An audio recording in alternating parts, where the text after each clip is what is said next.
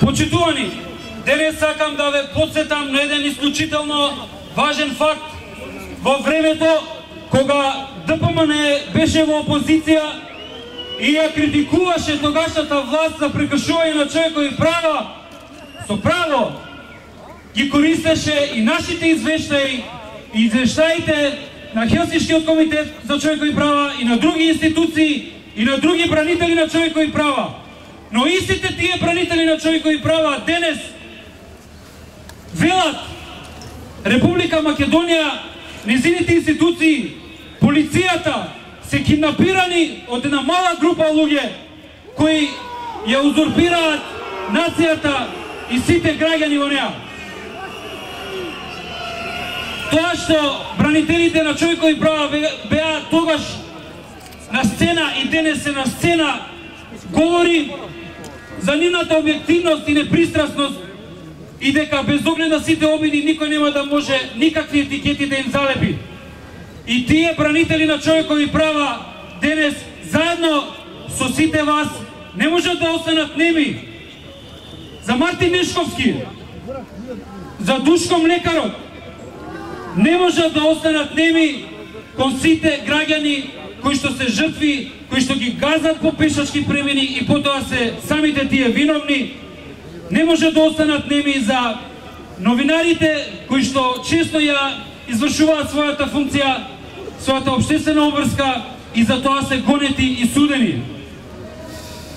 Денес бранителите на човекови права сакаат да кажат: застанете!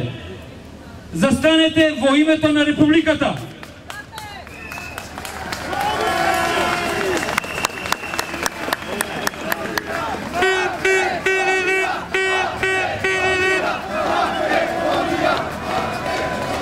Не смееме да заборавиме дека нарачаното убиство на демократијата на 24.12 е крајот на тоа киднапирање.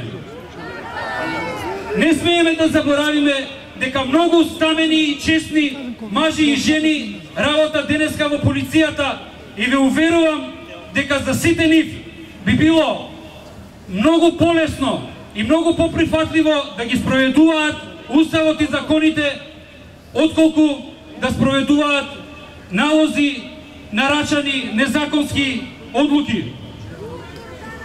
И затоа повторно денес велиме: застанете и вратете се на патеката на Републиката и на демократските вредности.